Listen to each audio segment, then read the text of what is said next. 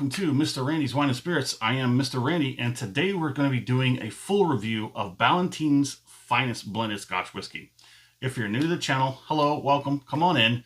And for all my returning viewers, you know how we do. Let's get on with it, shall we? So this is Ballantine's finest. So this finest version of their Scotch was established in 1910. And there's actually a pretty neat story behind the shaping and sizing of this bottle, which we'll get into in just a moment. But let's go ahead and we're going to get a pour on and let it open up just a little bit. Not that it needs to, because this is the full review. And you can see I do my full reviews at the halfway point. So this is the second part of a three-part series, where the first part is off the rip. Second part is the full review. Third part is the final pour. When we get all the way down to the last pour in the bottle, and we do a video, and we review it, and we compare it. So, this was a blending of 40 malts and grains from 4 regions. 40 different malts and grains. No specific of how that's split, but that's all I got. There wasn't a whole lot of information to be scraped up. The actual straightforward website did not give me much of anything. Put that cap back on there real quick for just a moment. There are 6 that I could find. There are 6 expressions in the Ballantine's line. We're going to go ahead and get a little look at that bottle. Blended in bottle in Scotland, George Ballantine and Son. There's a whole lot of information about those guys. It is 40% alcohol by volume. It is a full 750 milliliter, which is interesting comparing to the story behind the bottle. So let's see here. What other information we're going to share? Not a whole lot going on with information on the bottle. So let's go ahead and get the story behind the shape of the bottle. So during Prohibition times, they engineered this bottle shape and size so that it fits in someone's briefcase. Take a look at that. That, as long as your briefcase wasn't full of crap, that could definitely fit in your briefcase. They also said that this was very good for concealment, because this was Prohibition. It was good for concealment. The rounder bottles clinked around a lot. This was more easily being able to be packed with pieces of like paper or something, so they didn't clink around too much when you moved them around. Very interesting little tidbit fact on the bottle. That's nice.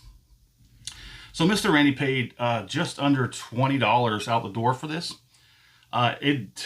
This being the 750 milliliter bottle, it did take a while to find it. I've been looking at this Ballantine's finest for probably the majority of 2025. I've been looking at the 1.75 liter bottles, which do come in at about $30. So a jump from the 750 to the 175 is only $10 at best. And that's average in my area. This is a 40%. So I was out and about, starting to do more bourbon, more whiskey hunting, a little bit more, not necessarily hunting. I'm just sort of tracking things down every so often. I look into something a little bit more. You can call it, I guess we'll just call it hunting. I guess so. Now I'm into hunting now. Okay, great, whatever. So most of the stores around my area that I go to very often have only the 1.75. I figure that's because there's more of a profit margin on the larger size than the smaller size due to shipping and costs and whatnot like that. So this one is just not optional when it comes to, you know, profit-wise. So let's go ahead and get a look at it, shall we? It's got a nice color. But don't take these eyes for it. We'll use Mr. Randy's handy-dandy whiskey color scale. Off-screen, I'm going to put it at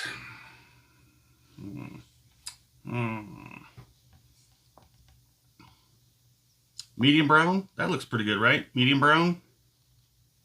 Yeah. They called it a gold of some sort. It does not fit the yellow. It doesn't fit pale. It doesn't fit yellow. This is old gold. And it's still too light. Deep gold. It doesn't matter. We're going to drink it. On the nose, it's very nice. Very light. Very comforting. you are getting everything that is of a Scotch. The honey, the sweetness, honey and heather. There wasn't a whole lot of information coming from, direct sources. I don't like to use people's personal comments and on websites where you purchase these. If they say it's good and they give you some information, I like to take that into account. But unless it's coming from a source that can be tracked back, not just somebody's comments, I don't like using that information. I like to get it from a fresh source. There's like light fruit, like pear, or like perhaps like a light apple, like maybe a green apple, light fruit. It's got a beautiful nose. It's a really nice nose. Let's go ahead and get a pour on, get on the palate, sorry.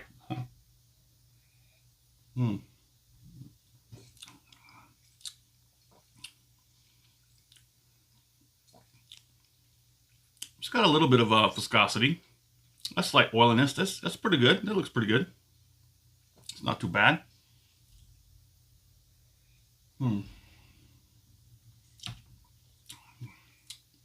It's very, very light and more fruity, sweet. Just like a very, very, very, very light amount of spiciness into it. Not a whole lot. It's more on the back end of everything. Once that light, fruity refreshingness sort of dissipates, you get a little bit of left behind spiciness. Let's go ahead and get a finish on it.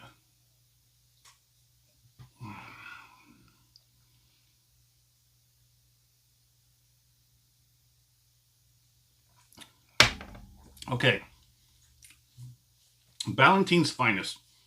Been around since 1910. In the past 10 years or so, it's won quite an impressive amount of awards. I'm not really yet into the whole, the academics or the awards and the renownedness. I really strained on that one. Renownedness. You know what I'm saying. How famous and familiar this is with more people in general around the world. I'll work on it, I promise. But it's talked about quite a bit. It's got several awards under its belt. It's actually not bad. I gotta say, I do believe off the rip, I gave this a somewhat not so gleaming review. We're now halfway through the bottle. It's had time to open up. I do believe I stated that it would definitely be a little bit better after it opens up. Where did that come from? Sorry. Anyways, on the palate, yeah, you're getting a lot of that sweet goodness and whatnot. The finish, relatively the same as the palate. You get a lot of that light fruit. It goes a little faster and it transitions to the spicy end. And then it sort of like winds down. It's still got the effects. The effects of it are still lingering. There's a little bit like a numbness, like if you've ever had like a chloroseptic spray, and it's not as intense, but after a while you can still feel like your mouth and tongue and throat are a little bit numb. It's kind of like that. Like a lot of that front end beautifulness, deliciousness is gone. A little bit of spicy transitions it into the just effects. Now it's just sort of a numbness. It's not bad for a finish. We've had a lot worse. We've had a lot worse. So it's a good finish. I really love the nose. It's very light, very beautiful, very sweet. More like light fruit. The palate, a little different. Kind of in line though. The finish, I'm going to go ahead and say the finish is good.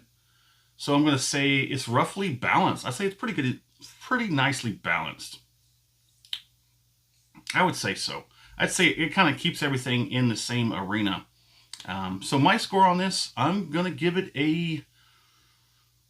You know what? I'm gonna escalate this up to level 4. I'm gonna give it a weak 4 out of 5. I was gonna give it a strong 3, but I'm gonna give it a weak 4.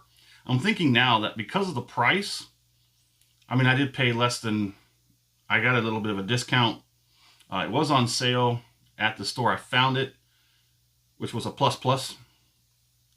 But usually in my store, in my area, it's 30, just under 30 for the handle, the 175. 40%, 40 malts and grains, 4 regions. Yeah, I would say this is pretty good. Like I said, I'm gonna give it a weak 4 out of 5. I think it's pretty nice. There's nothing bad about this except for, not being able to find the smaller bottle. I was worried that if I bought the bigger bottle, I was gonna hate it, and then I was gonna be stuck with something I wasn't gonna drink. But that's not too bad because you can always have it around to, shuffle off onto somebody else for some reason. Anywho, my fair price, um, I'm going to leave it alone. I think it's a little underpriced, but I'm fine with it.